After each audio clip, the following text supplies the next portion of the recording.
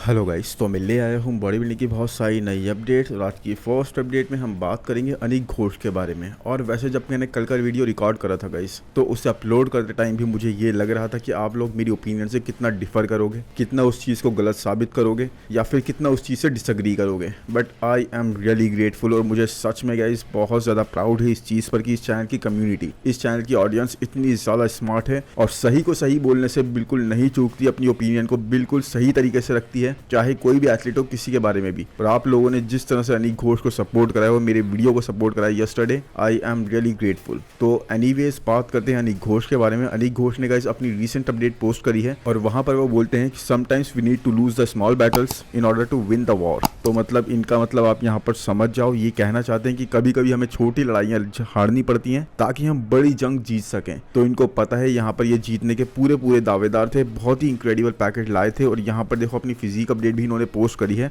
और आप इनकी बैक देख सकते हो कितनी ज्यादा डिफाइंड है, कितनी ज्यादा डिटेल शो कर रही है। लोअर लेट्स तक बिल्कुल वही डेंसिटी प्रेजेंट कर रहा है, तो वही है गाइस। बट मुझे एक यहाँ पर चीज लगी, देखो इनका आप देखोगे राइट शोल्डर या फिर आई थिंक लेफ्ट शोल्डर है, इस तरीके से अगर देखा जाए तो वो थोड़ा सा इनका पोजिंग करते टाइम ऊपर की तरफ है या फिर थोड़ा ज्यादा डेवलप्ड है। तो वो एक चीज आई डोंट नो पोजिंग की वजह से है या फिर डेवलपमेंट का इशू है, ये मुझे कुछ ज्यादा समझ नहीं आया। बाकी आप लोग अपनी ओपिनियन इस बारे में जरूर दो। बट यस गाइस, अगर ये पोजिंग का भी इशू है तो इनको थोड़ा सा स्ट्रेट करके एक ही लाइन में पोज करना चाहिए, बिकॉज ये सारी चीजें सच में अगर ये बाहर कहीं कंपीट करने जाते हैं, जो कि लोग इनसे बहुत ज्यादा एक्सपेक्ट कर रहे हैं और बहुत ज्यादा इनको सजेस्ट कर रहे हैं कि आप बाहर जाकर कंपीट करो, तो वहां पर ये चीज बहुत ज्यादा वैल्यू करी जाती है कि आप किस तरह से पोस्ट कर रहे हो दूसरे कंपैरेटिवली। तो वही है गाइस, बाकी लोग इनको हद से ज्यादा सपोर्ट कर रहे हैं कमेंट सेक्शन में। एवरीवेयर एवरीवन इज सेइंग कि आपको जीतना चाहिए था, आप डिजर्विंग हो। देखो मैं ये बिल्कुल नहीं कहता अमित अग्रे डिजर्विंग नहीं थे, ही was really good, he was really condition, बहुत अच्छी पीक पर आए थे, बहुत अच्छी फिजिक थी। लेकिन वही है कि आप बेटर किसको समझते हो। तो मेरी ओपिनियन में मैं जिसके बारे में बात करूंगा, मैं अनिक घोष के बारे में बात करूंगा। बाकी आपकी ओपिनियन डिफर हो सकती है, सब लोगों की ओपिनियन डिफर है, लेकिन मेरे हिसाब से गाइस मेजॉरिटी की ओपिनियन डिफर नहीं है, हम लोगों की ओपिनियन एक जैसी है। बिकॉज कमेंट सेक्शन में जिस तरह की बातें हो रही है ना अनिक घोष को लेके, इनकी फिजिक को देख के, आप यहाँ पर देखो इनकी फिजिक अपडेट ये वाली, कितनी ज्यादा इंक्रेडिबल पीक इनकी लग रही है, कितनी ज्यादा इंक्रेडिबल कंडीशन इनकी लग रही है। Man he was not lacking, ये पूरी तरह से ऑन थे। जो इन्होंने तैयारी करी थी इस ऑफ सीजन में, इस टाइम को देखकर जो हमने इन्हें कवर नहीं करा, आई थिंक अब इनको कवर हमें रेगुलरली करना चाहिए। उस हिसाब से guys he was really good, he was really good, we are really proud of him. And seriously मैं यही सजेस्ट करूंगा मैन कि आपको जगह जगह कंपीट करना चाहिए, आपको सिर्फ इंडिया में कंपीट नहीं करना चाहिए, और भी जगह ऑप्शन है। अब देखो इंडिया का शो हो गया, अब नेक्स्ट शो पता नहीं कितने टाइम बाद होगा, उससे पहले इस अपॉर्चुनिटी को कैपिटलाइज करो, 2-3 जगह जाकर कंपीट करो and definitely you are going to qualify man, definitely you can qualify. और नहीं भी करोगे अगर तो you will have experience, you will learn a lot of things, और यही चीज चाहिए मैन, ताकि आप इंप्रूव कर सको। साल में एक शो करके आप अपनी पीक को, अपने प्राइम ईयर्स को खराब कर लो एक तरीके से, किसी के लिए भी मैन। अब देखो yes I can understand financial reasons होते हैं, बहुत सारे रीजंस होते हैं, बट वही अपनी सारी चीजों को देखकर आई थिंक हमें भी सपोर्ट करना चाहिए और अपनी सारी चीजों को देखकर इनको अब डिसाइड करना चाहिए कि यस 1-2 शो तो ये आसपास के शोज कंपीट कर सकते हैं, कहीं आसपास में हो तो। बाकी I really am looking forward to seeing him on stage yet again. तो एनीवेज अब चलते हैं गाइस नेक्स्ट अपडेट पे, वो है डेरेक लंसफोर्ड की। तो डेरेक लंसफोर्ड ने ये फिजिक अपडेट पोस्ट करी है और यहाँ पर वो लिखते हैं फाउंड गुड लाइटिंग। अब इन्होंने ऐसा क्यों लिखा गाइस, क्योंकि ओलंपिया टीवी की जो बैटल हुई थी, जहां पर इन्होंने थोड़ी बहुत ट्रैश टॉक भी करी थी, वो काफी हेल्दी वे में करी थी। वहीं पर ना ये प्रमोटर से कई बार ये पूछते हुए भी दिखाई दिए कि इनको लग रहा था माइक ऑफ है, वहां पर ये पूछ रहे थे कहाँ पे गुड लाइटिंग, कहाँ पे गुड लाइटिंग। और ये चीज तो आपको याद ही होगी, वहां पर ये अपना टी शर्ट, अपना वेस्ट रिमूव नहीं कर रहे थे। तो उस चीज को लेकर काफी लोगों ने बात करी, काफी चैनल्स पर इनको कवर भी करा गया, लेकिन अब उसी चीज को रिप्लाई कर रहे हैं फाउंड गुड लाइटिंग। एक हिलेरियस वे में, एक सरकास्टिक वे में अपने आप को, अपनी बात को ही डिफाइन कर रहे हैं, एक हिलेरियस वे में अपनी बात को कवर अप कर रहे हैं। तो एनीवेज अगर यहाँ फिजिक अपडेट की बात करें गाइस, तो देखो लेग्स डेफिनेटली इनके इंप्रूव लग रहे हैं, कंडीशन डेफिनेटली इस हिसाब से गाइस, जिस हिसाब से अभी ये है 16-17 weeks out, 18 weeks out I think, उस हिसाब से कंडीशन डेफिनेटली अच्छी है। शेप इनका पूरी तरह बरकरार है, लैट्स में और ज्यादा थिकनेस पता लग रही है, वैक्यूम अच्छी हिट कर रहे हैं। बट मैन आर्म्स, इनके आर्म्स को आप कब इंप्रूव देखोगे, ऐसे लग रहे हैं बिल्कुल चिकनी मिट्टी जो होती है ना, हम बचपने में खेलते थे, वैसे चिकनी मिट्टी से बने हुए आर्म्स लग रहे हैं, बिल्कुल ही सॉफ्ट। मतलब आप देख रहे हो, देखो लेफ्ट आर्म इनका राइट आर्म से बिगर लग रहा है। अब ये पोजिंग का इशू है जो भी है, अगर अब पोजिंग का इशू है तो ठीक है, कोई बात नहीं है, लेकिन हाँ अगर पोजिंग का इशू नहीं है तो मैन वो सॉफ्टनेस तो दिख रही है ना, वो स्मूथनेस जो दिख रही है वो समझ नहीं आ रही। अब आप मिस्टर ओलंपिया ऐसा चाहते हो जो इस तरह की कंडीशन के साथ आए, इस तरह की शेप के साथ आए, जो इस तरह की कंडीशन के साथ आए, इस तरह की सॉफ्टनेस के साथ आए। भाई किसी भी रीजन से अगर आपका इंप्रूव नहीं कर रहा, तो अगर आप किसी के एक बॉडी पार्ट को इंप्रूव ना करने की वजह से बोल रहे हो, तो दूसरे के बॉडी पार्ट को भी तो जेनेटिक के थ्रू बोलो ना आप, कि उनका जेनेटिक है इस वजह से वो नहीं कर पा रहे और उस चीज़ के लिए उसको पनिश नहीं करा जाना चाहिए। वहाँ तो आप बोल देते हो कि वेस्ट वाइडर है, ये है वो है, दूसरे किसी भी एथलीट को, या फिर हार्डी को आप बोल देते हो अपने लेग्स को इंप्रूव नहीं करा, बिग रैमी को आप बोल देते हो अपनी बैक पर उन्होंने नर्व डैमेज हो रखा है, उस तरह से उनके मसल्स नहीं दिख रहा है, ट्राइसेप पे नर्व डैमेज हो रहा है। लेकिन यहाँ पर देखो डेरेक के आर्म्स मैन 2 साल, आई थिंक 2 साल से भी ओपन डिवीजन में कम्पीट कर रहे हैं, आर्म्स की सॉफ्टनेस वही है। आप देखो तो सही, there is no hint of anything going on. मतलब ऐसा लग रहा है जैसे ऑयल वगैरह यूज़ करा गया हो। अब मुझे नहीं पता यहाँ पे ऑयल वगैरह यूज़ करा गया है या नहीं गया है, लेकिन आप देखो तो सही बिल्कुल ही सॉफ्ट पड़ा है मैन, कोई कुछ नहीं है, मतलब कुछ हो ही नहीं रहा, कुछ भी नहीं दिख रहा।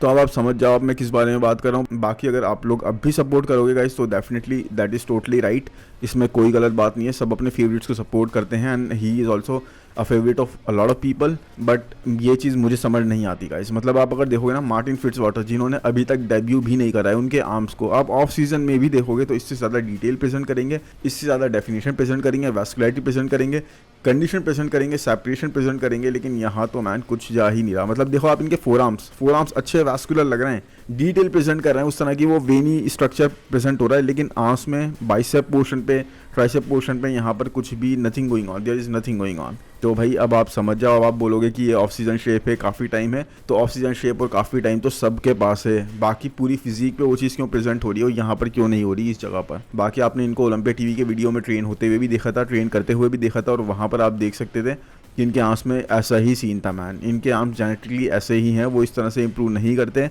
वहाँ डिटेल डेफिनेशन कुछ प्रेजेंट नहीं होती, बिल्कुल सॉफ्ट ही लगते हैं, स्मूथ ही लगते हैं। और यहाँ तो देखो इनका चेस्ट इस तरह से पता नहीं लग रहा। आप इनका साइड चेस्ट पोज या फिर front lat spread pose hit करवाओगे ना, तो आपको चेस्ट में भी वही चीज़ दिखेगी, वो मेल्टेड, वो जेली वाला शेप आपको वहाँ पर भी ये प्रेजेंट होगा। तो वही है, आप समझ जाओ इस बारे में, अपनी ओपिनियन दो कि कमेंट सेक्शन में कि आपको ये चीज़ सही लग रही है या इनको इस चीज़ पे इंप्रूव करना चाहिए। वैसे मुझे गाइस इस बार डेफिनेटली लग रहा है कि इस बार हमें चैंपियन फिर से कुछ रीसेंट पास्ट ईयर्स की तरह चेंज होता हुआ दिखेगा। बाकी आपकी ओपिनियन इस बारे में क्या है वो कमेंट सेक्शन में ज़रूर बताना। एनीवेज अब चलते हैं गाइस नेक्स्ट अपडेट पे, जो कि एक बहुत ही अमेजिंग अपडेट है, और वो है गाइस इस क्लासिक फिजिक एथलीट की। अब इनकी अपडेट मेरे साथ किसी ने शेयर करी थी अभी रिसेंटली ना, टोरंटो प्रो में इन्होंने शो जीता है। अब आई एम रियली बैड कि मुझे इनका नाम याद नहीं या फिर मुझे कहीं नहीं मिल पाया, बट एब्सोल्युटली जैसा कैप्शन डला हुआ है ना कि इनके पास कोई वेस्ट ही नहीं है, वैसा ही इनका स्ट्रक्चर लग रहा है। एब्सोल्युटली टाइनी वेस्ट गाइस, बिल्कुल ही फोटोशॉप वाला वर्जन लग रहा है, बहुत ही tiny waist, wider lats, legs अच्छे से डेवलप्ड हैं, सेपरेशन क्रेजी लेवल की शो कर रहे हैं,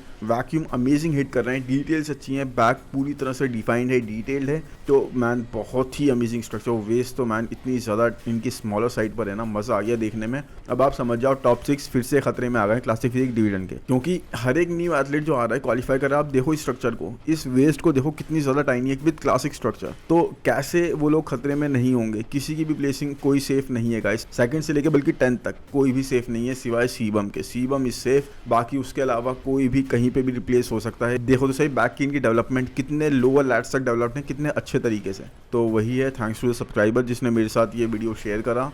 और आप समझ जाओ अब क्लासिक डिवीजन और कितना ज़्यादा डिफिकल्ट होने वाला है और कितना ज़्यादा अमेजिंग एथलीट्स हमें वहाँ दिखने वाले हैं हर एक साल आते हुए।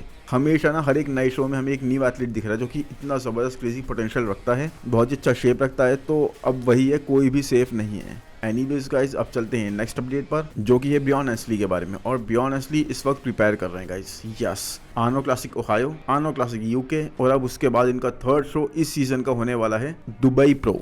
यस, दुबई प्रो में भी ऑनेस्टली हमें कम्पीट करते हुए दिखेंगे, और वो जिस तरह से ट्रेन करते हुए दिख रहे हैं, जिस इंटेंसिटी से ट्रेन करते हुए दिख रहे हैं मैन, मुझे लग रहा है कि दुबई प्रो का टाइटल यही ले जाएंगे, because Ramondino is not going to compete over दिया। माइकल डबूल के चांसेस लग रहे हैं कम्पीट करने के, बट जिस हिसाब से उनको इंजरी हुई थी मुझे नहीं लगता वो भी कम्पीट करेंगे। लेकिन हाँ, वो ट्रेन करते हुए हमें दिख रहे हैं लास्ट कुछ अपडेट से विद अ पर्पस गाइस, जिस तरह से वो ट्रेन कर रहे हैं। एनीवेज उसके अलावा गाइस उड्स के चांसेस भी लग रहे हैं कम्पीट करने के, because he is very very condition right now at this point. मुझे नहीं समझ में आ रहा कि इस वक्त उनका इतना कंडीशन होने का रीज़न क्या है, बट जो समझ में आ रहा है वो यही लगता है कि दुबई प्रो में वो कम्पीट करेंगे। देखो चेक बहुत अच्छा है, प्राइस मनी बहुत अच्छा है, कॉम्पिटिशन को इतना तगड़ा नहीं है। मतलब ब्रियॉन एशली अगर वहाँ पे होंगे तो ओर्सो ब्रियॉन एशली की आप जानती हो कैसी लगती है, कभी कोई बाजी मार लेता है। रिसेंटली अभी ब्रियॉन एशली ने बाजी मारी है, तो उनको फिर से पीछे करने के लिए ओर्स आएंगे यहाँ पर, और अगर नहीं आते तो ये शो ब्रियॉन एशली का ही है। वैसे यहाँ पर लोगन फ्रैंकलिन, आई थिंक लोगन फ्रैंकलिन इज ऑल्सो कम्पीटिंग, उनका श्योर नहीं है बट किसी एक शो में वो कम्पीट करने वाले हैं। या तो वो टेम्पर प्रो में कम्पीट करते हुए दिखेंगे हमें, या फिर दुबई प्रो में। अगर दुबई प्रो में आ गए तो एक बहुत ही अच्छा मुकाबला हमें देखने को मिलेगा, लाइनअप बहुत अच्छा हो जाएगा ब्रियॉन एशली एंड उर्स्का एल्सिंस्की, और हो सकता है Michael Dabul is the cherry on the top. But मुझे तो वहाँ चांसेस फिर भी गाइस, अगर ये सब होते भी है ना तब भी मैं ब्रियॉन एशली की तरफ रूट करूंगा। जिस तरह से पैकेज को अपना इंप्रूव कर रहे हैं वेट कैप के बढ़ने के बाद से, जिस तरह के इंप्रूवमेंट्स वो प्रेजेंट कर रहे हैं, मुझे लग रहा है Brion Ashley is going to be unbeatable in 3 चारों के सामने। तो इनको इस वक्त बीट करने का सिर्फ वेस्ली विजर्स, रमॉन डीनो और क्रिस बम्पस्टेड, इन तीनों का ही नाम लूंगा मैं।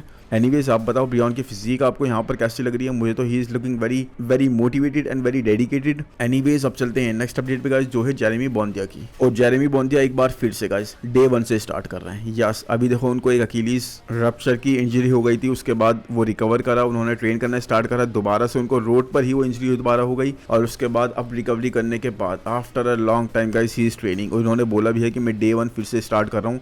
अब इस ट्रेनिंग से क्या आपको लगता है कि इस साल मिस्टर ओलंपिया में हमें कम्पीट करते हुए दिखेंगे जेरेमी बोंदिया? वेल मुझे तो नहीं लगता। जेरेमी ने इस चीज़ को क्लियर भी कर दिया है कि वो अपना ऑफ सीजन ही लेंगे, अब इस टाइम को रिकवर करने में ही लगाएंगे। इतना हार्ड वो खुद को पुश कर भी नहीं सकते बिकॉज फिर से कोई इंजरी हो जाए, तो इस पूरे सीजन को तो उन्होंने ऑफ कर ही दिया है। वो नेक्स्ट ईयर ही कम्पीट करेंगे, बट यस अभी से उन्होंने टाइम को यूटिलाइज करना स्टार्ट कर दिया है और अपने ऑफ सीजन में अपनी ग्रोथ पे, अपनी मसल डेंसिटी पे वर्क करना स्टार्ट कर दिया है। तो एनीवेज इस साल हमें जेरेमी बोंदिया नहीं दिखेंगे गाइस, लेकिन नो वरीज, इस साल हमें वैसे ही बहुत टफ कॉम्पिटिशन मिलने वाला है because Erin Banks is coming back. Yes, मतलब लास्ट ईयर भी इन्होंने कम्पीट तो करा ही था, लेकिन अपने सेटबैक के बाद एक बार बहुत अच्छा ऑफ सीजन लेने के बाद दुबई प्रो में हमें कम्पीट करते हुए दिखेंगे एरिन बैंक्स। और एरिन बैंक्स इस वक्त जैसी अपडेट शो कर रहा है ना, इनकी बैक तो और भी ज़्यादा डेवलप लग रही है, और भी ज़्यादा डिटेल लग रही है, डेंसर लग रही है। 3Dनेस जो थी, जो मसल पॉप था, जिसको जजेस ने बोल दिया था कि इतना मसल पॉप नहीं है, अब उसको और भी ज़्यादा इंक्रीज़ कर लिया है एरिन बैंक्स ने। एंड मुझे नहीं लगता दुबई प्रो का टाइटल इनके हाथ से कोई लेके जाने वाला है। एक अच्छा चेक, एक काफ़ी अच्छा check I think Erin Banks अपने नाम करने वाले हैं। चेस्ट में बहुत ज़्यादा डेवलपमेंट कर ली है, बैक में और ज़्यादा डेंसिटी ऐड कर ली है। देखो जेनेटिकली ये बहुत सुपीरियर है बैक के मामले में, उस पर ये इतना फोकस ज़्यादा नहीं कर रहे थे बिकॉज ऑलरेडी बहुत ही सुपीरियर थी। बट जैसा इनको फीडबैक मिला, देखो यहाँ लैट्स वगैरह इनके कितने वाइडर साइड पे लग रहे हैं, मसल मास ऐड कर ली गई है, तो एक और ज़्यादा कंप्लीट पैकेज हमें देखने को मिलेगा एरिन बैंक्स का, जो कि अपनी पीक हिट करके ही आएंगे। इस बार कमी की कोई गुंजाइश नहीं है गाइस, बिकॉज तीसरा ये शो हो जाएगा जहाँ पर एरिन उस हिसाब से अपने पोटेंशियल के हिसाब से परफॉर्म नहीं कर पाएंगे और जीत नहीं पाएंगे। उसके बाद आई थिंक एरिन बैंक्स का कमबैक बहुत ही मुश्किल होगा, तो यहाँ पर इनके पास there is no other chance but to win. बाकी अगर दूसरे कोई एथलीट यहाँ पर अच्छे से कम्पीट करते हुए हमें दिखते हैं, वैसे डियोगो यहाँ पे कम्पीट कर रहे हैं, तो डियोगो अगर कम्पीट कर रहे हैं तो आर्नो क्लासिक वाला शो देखो, आर्नो क्लासिक जो हमने लास्ट ईयर देखा था आई थिंक 2023 में, वो रिपीट होता हुआ दिखेगा हमें, बिकॉज लास्ट में इन दोनों के बीच में ही मामला आ जाएगा, डियोगो मोंटेनेग्रो और फिर एरिन बैंक्स के बीच में। तो अब आप बताओ आप किसकी तरफ रूट करोगे? मैं तो वैसे एरिन बैंक्स की तरफ ही रूट करूंगा। देयर इज़ नो चांस, इस वक्त उनको कोई भी बीट कर सकता है। इतने ज़्यादा मोटिवेटेड, इतने ज़्यादा डेडिकेटेड होने के बाद और इतने ज़्यादा एक तरह से इंजर्ड होने के बाद, मतलब जिस तरह से इनको बार बार डिफीट का सामना करना पड़ा है लास्ट 2 शोज़ में, अब मुझे नहीं लगता है किसी को मौका देने वाले हैं। तो दुबई प्रो तो इनका ही है। बाकी एक मोमेंटम के साथ ये मिस्टर ओलंपिया में जाएंगे और वहाँ देखते हैं कैसे परफॉर्म करते हैं। एनीवेज गाइस, आज का वीडियो इतना ही। आई होप वीडियो आपको पसंद आया हो। पसंद आया तो प्लीज़ लाइक कर दो, चैनल को सब्सक्राइब कर दो, नोटिफिकेशन बेल को भी दबा दो, और कमेंट सेक्शन में ज़रूर बताओ वीडियो आपको कैसा लगा और आपकी क्या ओपिनियन है इस वीडियो के बारे में, और नेक्स्ट टॉपिक्स को कवर होते हुए देखना चाहते हो इस चैनल पर। एनीवेज मिलते हैं नेक्स्ट वीडियो में। Thank you, bye bye.